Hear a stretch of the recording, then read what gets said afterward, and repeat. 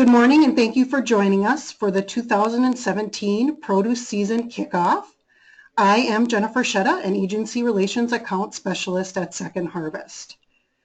Today on the presentation, Roger Raschke from Pipestone County Area Food Shelf will be joining us, as well as Shar Graf and Ross Safford, Agency Relations Account Specialists here at Second Harvest, and Katie Carlson in Agency Services.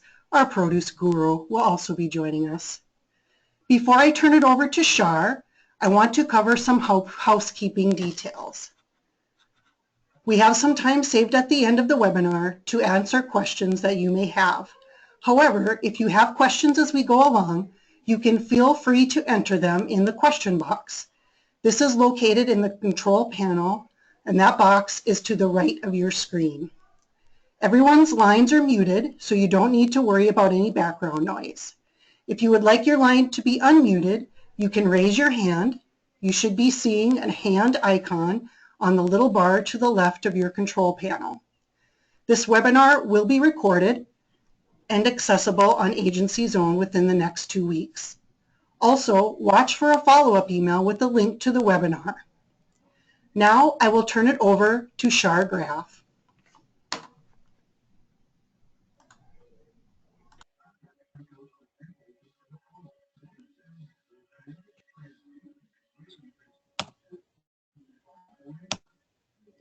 Good morning. This morning we've decided to start off the webinar with a person from the Pipestone County Food Shelf, Roger Raschke, who manages the food shelf, and he's with us today to tell us about his food shelf and how he incorporates fresh produce into his regular service at his food shelf. Good morning, Roger. Good morning, Shar. Can you hear me? Yes. Hello? Okay. How are you? Good. Can you tell us a little bit about your food shelf and how you incorporated the case counted option into your food shelf service last season? All right. Well, I'll just give you a little background about the food shelf itself. For the folks that don't know where Pipestone is at, we're about 6 miles from South Dakota and about 30 miles from Iowa, so we're about as far from St. Paul as you're going to get. We're a fairly small county of about 10,000 people. In 2016, we registered 519 households consisting of 1,771 people. That's 20% of the households and 20% of the population of the county. During the year, we served 2,123 households and 6,977 individuals. And the number of individuals served is just about represents 80% of the population of the county. So we've been busy. We moved into a new location in September of 2012. It put us uptown, give us better access to a lot of people that are living in apartments and low-income housing. As a result of that, our volume went up considerably. We're at the end of 2016, we were about 98% above what we were doing for volume in 2011. Last year, we distributed about 60,000 pounds of produce, all of which came from Second Harvest. When we first started produce distributions back in 2013, we were able to, at that time, get produce in the banana boxes. So I would order about 4 or 5 banana boxes of produce to see how it would go. And we had a very difficult time getting rid of 4 banana boxes worth of produce. People wouldn't take it, primarily because they didn't know how to fix it, how to store it, recipes, they had no idea what to do with it. If it didn't come in a can, they weren't really too much interested. So we worked with the local extension office, and the gal down here, Laura Lee Skellhouse, would come in on the days when we received produce, and she would work with the clients as they went through and explain to them how to prepare the food, how to store it, what basically they could do with it. And over time, our volume began to grow, and right now we receive the food rescue pellet from Second Harvest, which usually runs about 1,000 pounds of mixed produce. We also have a standing order for the Walmart Distribution Center pellet. That usually runs anywhere from 1,200 pounds to 2,000 pounds, depending on what they're sending down. And now we're also trying the Sam's Club pallet, but that's just under review at this point in time. So our volume for produce has gone up considerably. A lot of that was due to the help of the Extension Office. We distribute everything inside our facility on the day that it's received and during our regular distribution process. We receive deliveries twice a month on the second and fourth Thursdays. And usually everything that we receive from Second Harvest on those days is distributed the day it's received. We mark, we had a meeting locally last year with the Extension Service. There were a few other food shelves in the area that attended that. And we're marking the shelves now with the produce. It gives a description of the produce, whether or not it can be frozen, that type of thing, whether it can be canned, a description of the produce. So we try to change those signs out every week when we get produce in, depending on what's coming in, especially if it's something that people may not be familiar with. When we move to the new location, we do distribute inside, and right now we have about 50 to 60 feet, linear feet of shelving that we can put our produce on. So it's spread out completely through the food shelf area, and it's distributed during normal distribution. Now, this I think will be our third year that we've been participating with the case counted produce distribution during the summer months. We started out first year with a 3-case option. Last year we went to 5. I just sent the paperwork in to Shar for this coming year. We're again taking 5 cases of produce, depending on what they have available. That also will be distributed inside the building during normal distribution days. One thing that we're allowing people to do, if they're unable, doesn't make any difference. Our clients can come in any day that we have produce available and pick up produce only. It is not counted as part of their regular monthly visit. So they could come in the first Thursday of the month, for example, do their regular food shelf visit, come in again then on the second and fourth Thursdays of the month, pick up produce only. Those visits would not be recorded on their as a visit to the food shelf, although it would be recorded on our records as a produce only visit and reported to Let's Solve Hunger in that mode. So, as I say, with the help of the Extension Office being able to generate some enthusiasm with the clients over a period of time, we do generate a lot of produce going out of the facility. Like I say, last year we did distribute about 60,000 pounds. So going from nothing in 2012 to 60,000 pounds last year, I think was a pretty good record.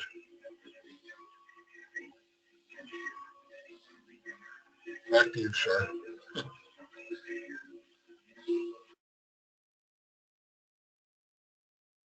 Thank you, Roger.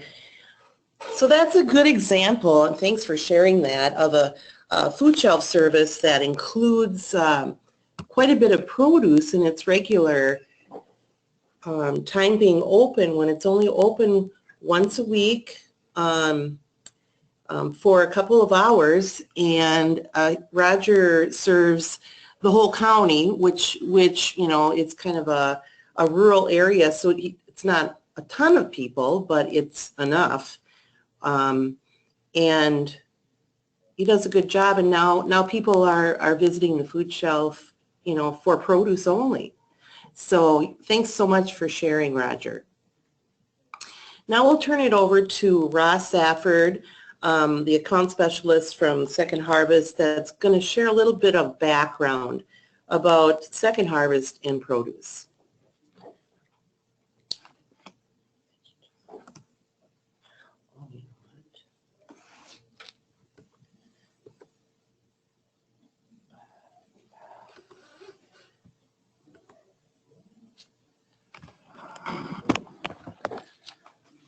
Thanks, everyone. Glad you could be here today. Programs of all sizes and types use seasonal case-counted prescriptions or larger produce distributions to bring fresh, healthy produce to their clients. Here you can see a map of programs that engaged in additional farm fresh produce in 2016 through added seasonal produce distributions or case-counted subscriptions. It's a really great visual of how farm fresh produce gets out to agencies and clients through Second Harvest within the service area. And I'm wondering if you see yourself on the map. Last year, 11 million pounds of locally grown produce was donated to Second Harvest, and we really need your help to get this fresh, delicious produce to the people that need it. Many partners have told us how much clients enjoy having fresh fruits and vegetables available through your programs, not only because of the health benefits, but also because produce is expensive to purchase. Enter, please.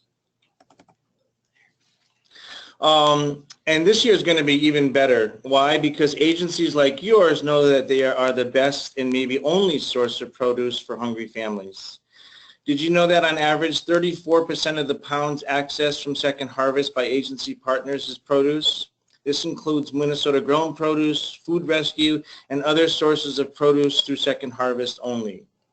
As we've seen fresh donations increase and the traditional shelf-stable donations decline, agencies have responded mightily, that is you, by taking on the extra work of getting fresh fruits and vegetables to clients, knowing the difference it makes in the lives of the people that they serve. The food you receive from Second Harvest comes from sources on this pie chart. Local, national manufacturers and distributors like General Foods and U.S. Foods, Retail Food Rescue, Cub, Walmart, grocery stores, and 101 convenience stores, an important resource in providing fresh food to clients via Second Harvest pickups in the metro and agency pickups in outstate and in the metro area.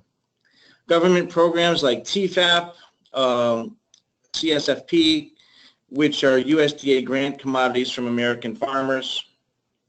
Agriculture surplus, mostly from Minnesota farmers during our growing season, one of our fastest growing donation streams. And we also source low-cost items for purchase.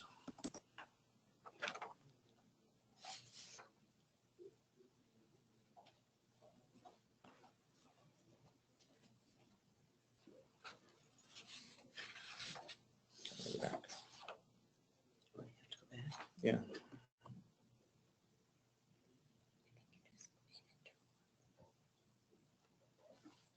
Sorry about that. So you can see on this chart that Retail Food Rescue represents 13.9 million pounds of the produce that we're talking about. Ag surplus, about 11 million pounds. Produce distributors, just over 4 million pounds, and other government is 0.2. A portion of the ag surplus pounds are share fresh Minnesota pounds, which must be both sourced from Minnesota farmers and distributed to Minnesota partner agencies in Minnesota.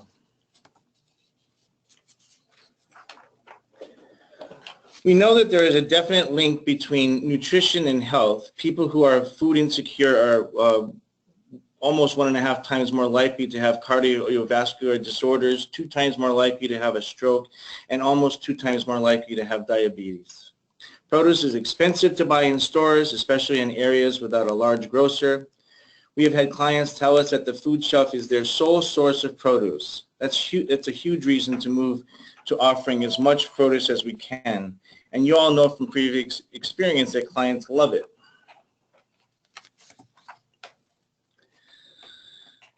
The Share Fresh program gathers and distributes donated edible crops that would otherwise go unharvested or unsold.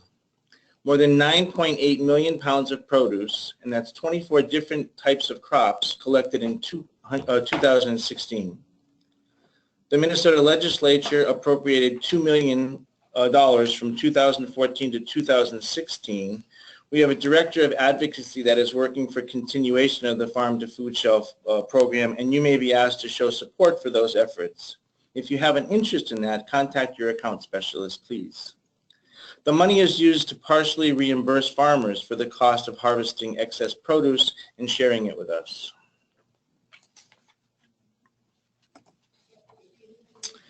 We appreciate the farmers that send us their Minnesota-grown produce. You distributed over 4 million pounds last year. We expect this year we will see an increase of many more pounds of produce, and we'll be looking to you for help in getting it into the hands of folks who need it.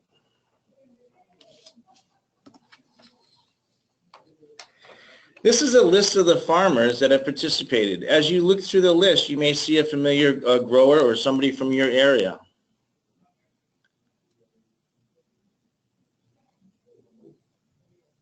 It's kind of cool. I actually do see some folks in here that live near me, so.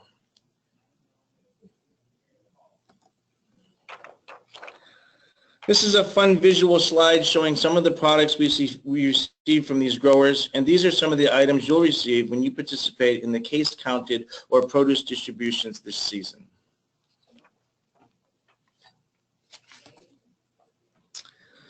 Second Harvest Heartland strives to keep the cost of offering produce low, but we do ask our partners to share in a small part of the cost. For Minnesota-grown seasonal produce, the agency cost share is 3 cents per pound for bulk totes and pallets and 4 cents a pound for cases. The bulk of the cost is covered by Second Harvest through its donors. For year-round produce options, agencies that are lucky enough to be able to collect food rescue from local stores is free. We also have pallets of bulk produce on the inventory list and sometimes cased produce. Sometimes you'll see produce from other parts of the country that is sourced from other food banks, in cases and pallets from 15 to 25 cents a pound. Although produce takes more volunteer work time, it is one of the lowest cost foods that we offer.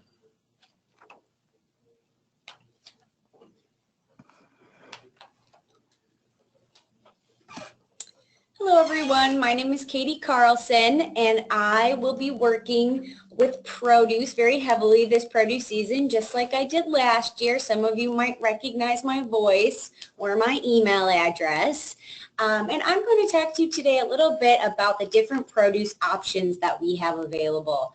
Second Harvest has spent time making sure that we have the right quantities of produce available for our varied partners, from small to medium number of families served to a large amount of clients served. We want to provide a good fit for your program.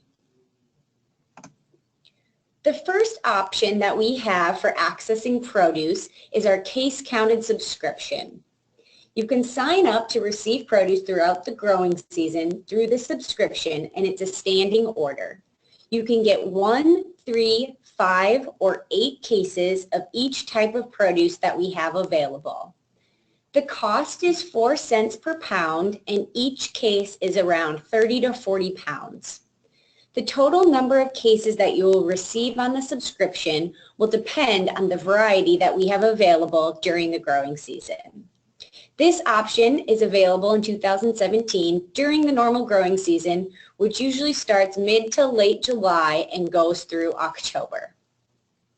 This produce is added to your standard Agency Express or TFAP order, and there is no additional delivery fee. The second ordering option is the produce distributions. You can order pallets and totes for larger quantities of produce. The pallets usually range from 750 to 1,200 pounds, depending on the type of product. If you want to do a distribution outside of your program hours, or you serve a large number of families and want to offer fresh produce as a regular option, this is a good choice for you. Standing orders can range from 1 to 15 pallets of seasonal bulk produce 1 to 4 times or more per month. The cost is 3 cents a pound and a $40 delivery fee is applicable. It's also available, just like the case counted option, during our 2017 growing season, July through October. Or you can do a one-time distribution in August, September, or October. Here are some pictures from our 2016 produce season. And remember, when it says totes, it's not a small canvas bag of food. They're large bulk totes with lots of produce available. This graph shows the anticipated varieties that we should see in our distribution center during the growing season and the months you can expect to see them available.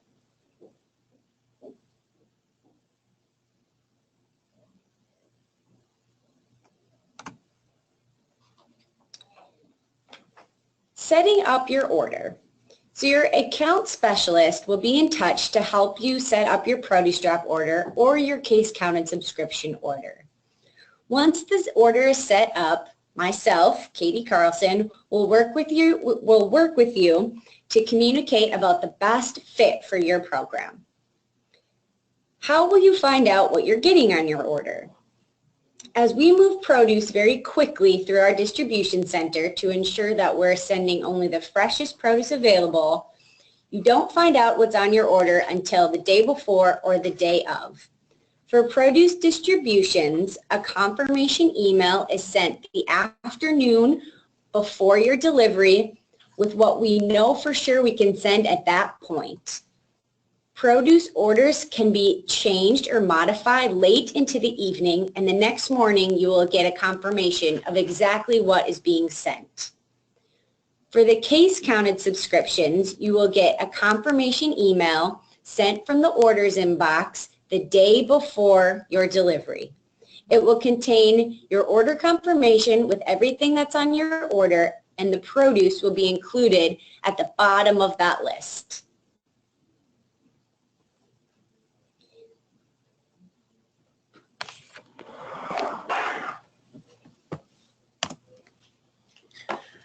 Hello, this is Shargraph again, and I'm sure you're thinking in your mind, how can my program use this produce?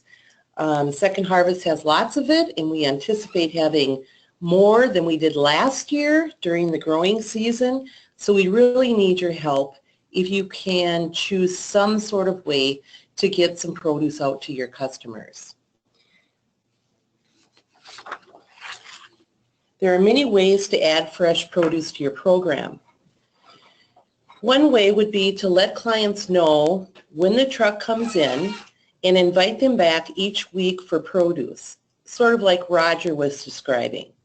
Many programs let clients access produce daily or weekly or whenever they're open, along with bread, which is sometimes an item that they have a lot of, in addition to their regular monthly visit.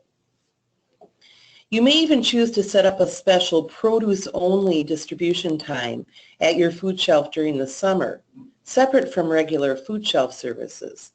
Some agencies have a Produce Wednesday or a Produce Friday to make sure it gets out the door before the weekend. We're encouraging programs to look at setting up a day once a week, once every 2 weeks, once a month, or during a special event to do with produce distribution in your community.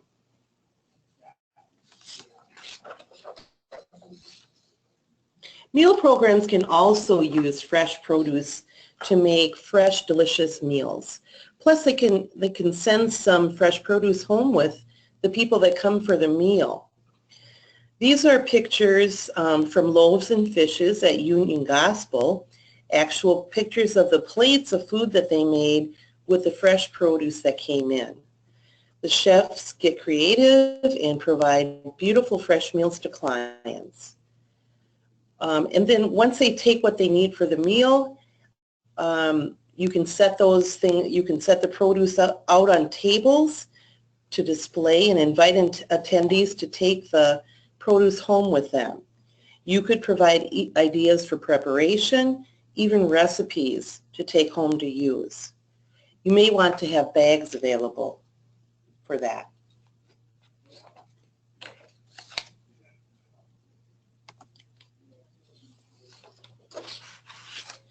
Produce distributions are like farmers markets. The truck comes in using a pallet jack to set up the produce in a line, inside or outside. Some are in parking lots, some are in armories, some are in shelters or inside of a church. And then in front of the pallets, tables are set to place the produce upon, and volunteers stand behind to help the clients choose their produce. If you don't have room or you want to find a new source of volunteers, you could have your distribution at a park or a church or a school parking lot and partner with service groups, churches, or even businesses to help provide the volunteers. Produce distributions often attract a higher percentage of seniors and families with children who are special audiences that we're looking to serve. They're more apt to come to a produce distribution than they are to a regular food shelf service. We have forms for an abbreviated registration process, which we can share with you in the follow-up email for the webinar. For example, Neighborhood House has 4 locations that it has produce distributions. 2 are at the food shelf and 2 are at schools. Cappy also has off-site locations.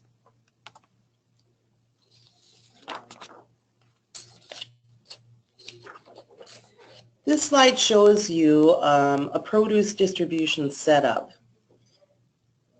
We realize that you might be interested in produce distribution, but you don't know the first thing about it. Second Harvest has a basic guide to help you with the produce distribution planning, and this diagram is part of that document. And your account specialist can be key to your success in helping you determine how much to order, how many people you'll be serving, and how many households will come through. Your produce will be delivered on 4x4 foot pallets. Arrange the pallets by like items and by weight so that the heaviest items go in the bottom of the bag or box. Place the table for intake at the front of the line for pallets.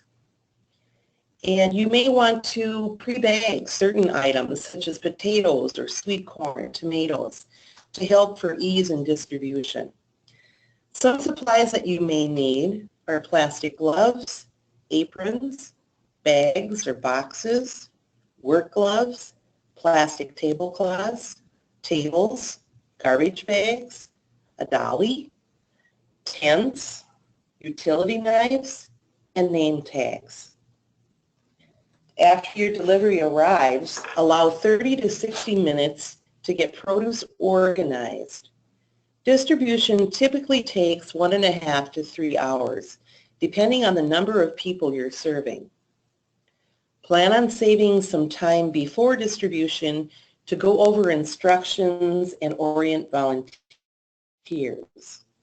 and allow time at the end for cleanup and takedown.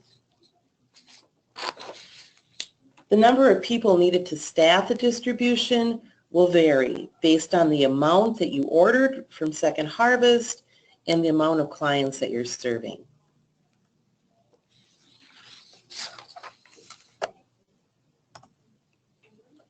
Here's the intake form, a sample intake form that can be used for produce distributions.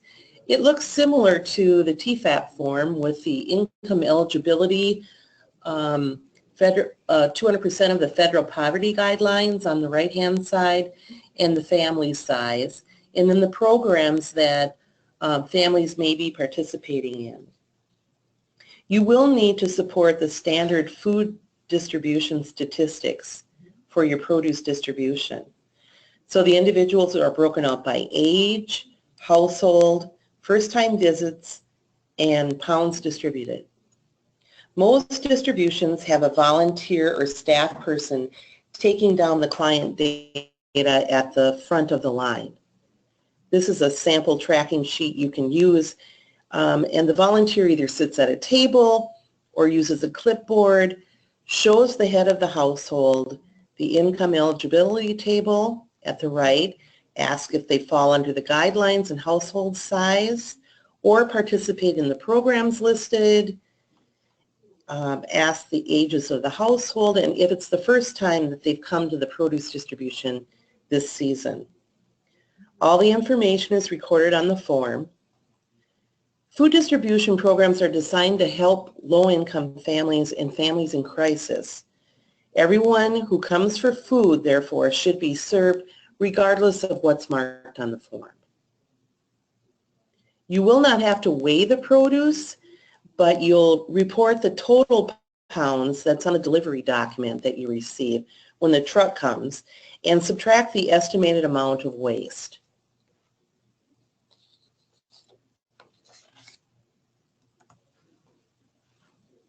Other items to consider when planning a produce distribution are, where will you have the distribution? Will it be at a church, a school, a park shelter? How will you advertise the events? What will your service area be? Will it be your food shelf, your meal program clients, or will you open it up to whoever comes? Where will people park? Make sure that safety is considered for all involved. If you want people to bring their own containers or not should be considered. The food waste and cardboard recycling, and what kinds of information you want to have available about other resources in the community. If you serve volunteers who are eligible and want to participate in the food produce distribution, you want to make sure that they are treated equitably as the other participants. Maybe having them take turns as time allows throughout the produce distribution for them to go through the line. Your account specialist can help you with all of these items. This particular distribution takes place at a shelter house in a community park. So you'll see that the volunteers have pre-bagged some of the produce items beforehand for ease in distribution and place them on the tables, the picnic tables in the shelter for distribution. So when people come through, they'll have some bags that they're given of this produce, and they will pick out other items from the totes of produce as well.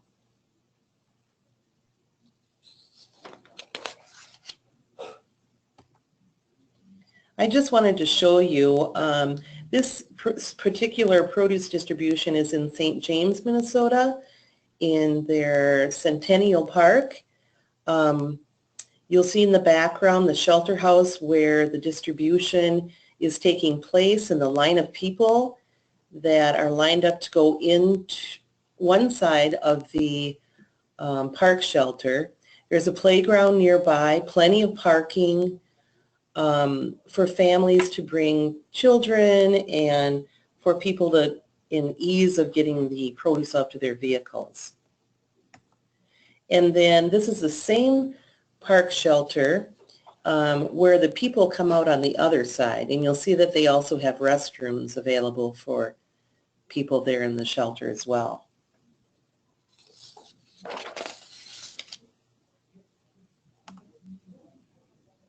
Sometimes the trickiest part is estimating how many families you'll serve and how much produce to give each family.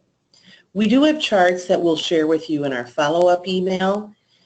You see here that with a pallet each of sweet corn, squash, and carrots, you just expand or reduce the amount each family gets so that you don't run out, but you don't have anything left over either.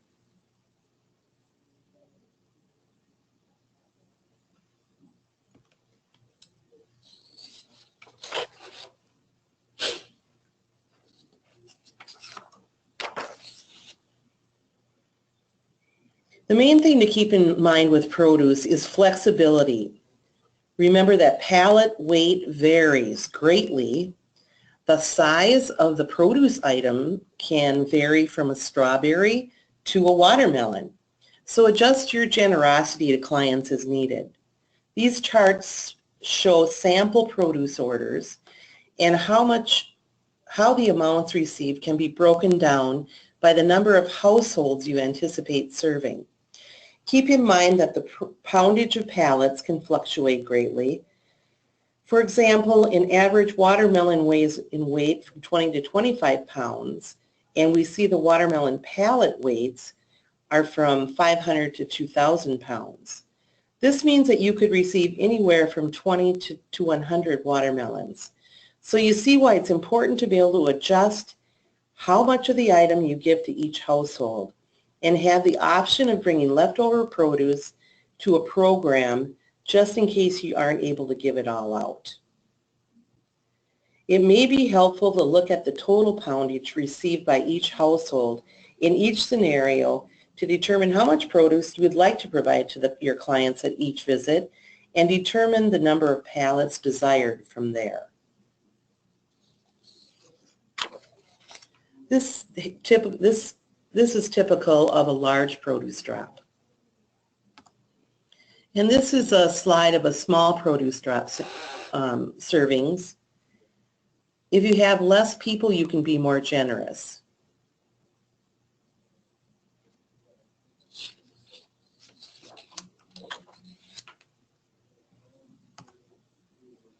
If you're opting for the case counted produce, this is some ways that you can use a 3-case count option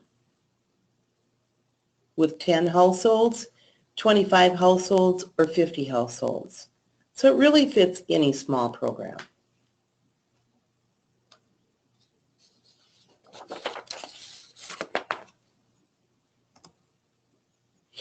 Again, most of all, we'd like to encourage flexibility and generosity. So you make the estimates ahead of time based on the number of people you expect to serve, and you'll learn from the first time to help you with the times that come afterwards as to how many people will come to your produce distribution. Then make sure you're being generous. You can always cut down on what you're giving if you see that the line is long and the produce is going too fast. Be aware that the size of pallets can vary on how the farmer packed it.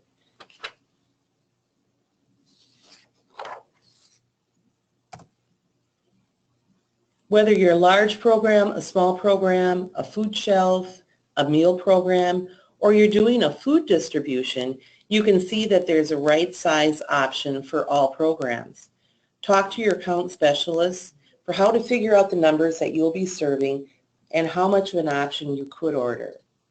If you still have some reservations about offering additional seasonal produce, perhaps we can help you to look at all angles. Maybe you're already getting produce from local sources. Think about, when do those donations start coming in? Could you fit a subscription or distribution before or after those local donations start coming in? What kinds of produce do you get from the local people? Is there a good variety? Could you add to that variety using case counted or a produce distribution? Do you get everything your clients are asking for or like to eat?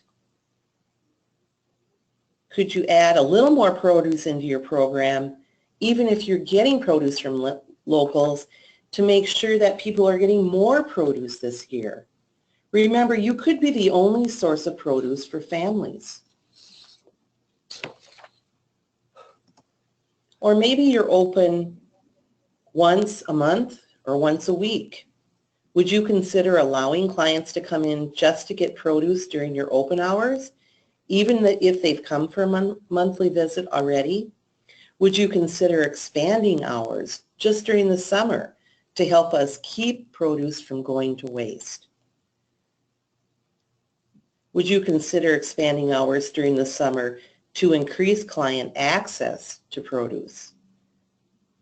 Is there a partner church or organization in your community that might be willing to help you sponsor a produce distribution or bring in extra produce? For example, a select group of volunteers could be put in charge of sorting, merchandising, and or distributing the produce. Doesn't have to be a produce drop. Maybe a group is willing to help you stay open a little more to give out produce, or just to keep you organized with the produce that's coming in for your regular service hours. Are there any community events that could be tied into doing a produce distribution?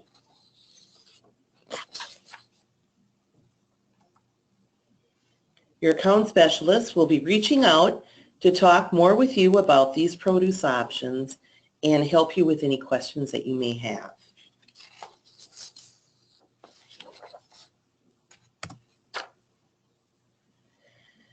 This is an opportunity to experience a produce distribution by volunteering. It's in the metro area with a debriefing session to follow at the same place. Watch your email for this and other events.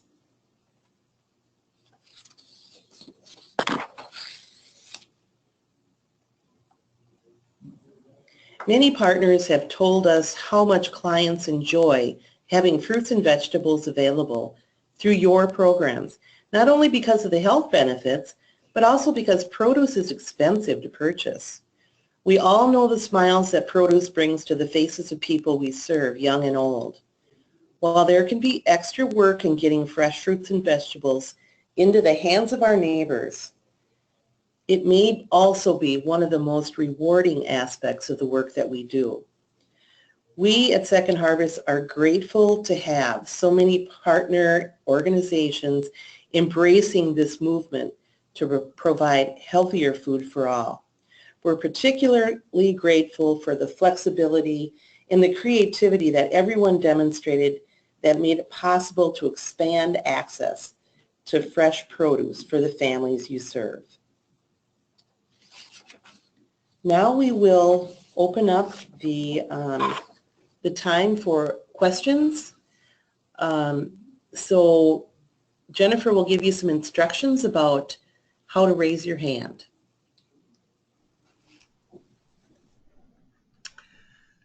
Yes, if anyone has any questions, please feel free to type them in the question box, or there's also a hand symbol in the right-hand box listed. If you want to raise your hand, I will unmute you so you can ask a question.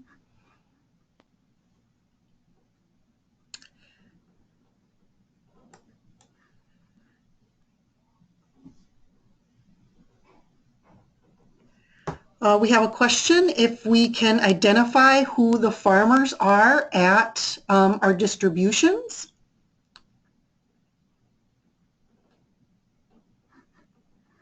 And actually, no, we are usually unable to identify the specific farmers that donate, but we do have that list available for donors over the season.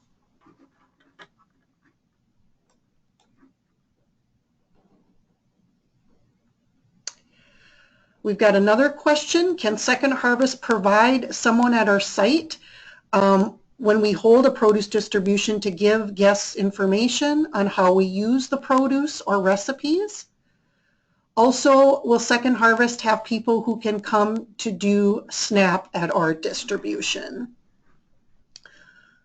We'll answer the first question first. It's something you can talk to your account specialist about if we can send someone out there, but we do have produce recipes that we have access to, and also some resources that you can access as far as having recipes ready. It's hard because we don't always know very far ahead of time what types of produce that you're getting. So it might be a good idea to have a small library available. But we're always looking for suggestions on how to better get those recipes to agency partners. So if you do have feedback on that, please share that with your account specialist. As far as having SNAP outreach at your produce distributions, again, this is something to talk to your account specialist about. We do have a grant to cover some of the counties in our service territory for SNAP outreach, but we're not able to do that outreach in every county we serve, so that might be a consideration. But again, we can talk to you about ways to have that information available and other ways you might engage with SNAP at your produce distributions.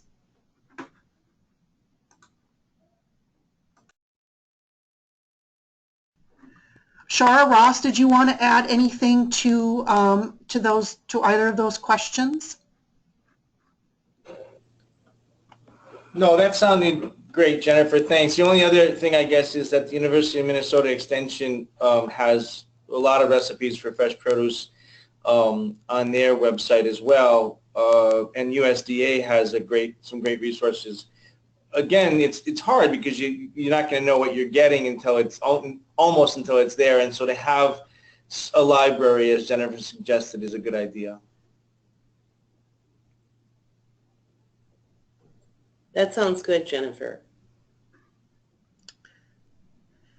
And Kay asks when will sign up be available for agencies. Kay, I am going to unmute you.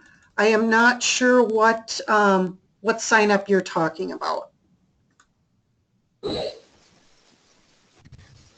Kay, you are unmuted. To do the produce drop for the year. You can sign up right now. Is this Kate from Open Hands? Yes, it is, Ross. Okay, how are you? Good. You're on my short list of people to be in contact with to sign you up, so you'll be hearing from me probably tomorrow or Thursday. All right, sounds good. Thanks. We also had a question about promoting the Farm to Food Shelf grant at the distribution. That is definitely a possibility if you are interested in sharing more information about the grant or about advocacy work. Again, please talk to your account specialist about ways that you might do that at your distributions.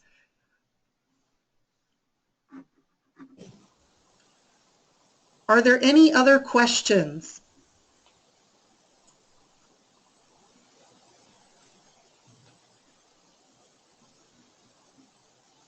All right, it looks like there aren't any more questions, so we will wrap this up. Again, a recording will be available after this presentation for use. Thank you to our presenters and to Roger for helping us with this presentation and to everyone for attending. I wish you all a happy and fruitful produce season.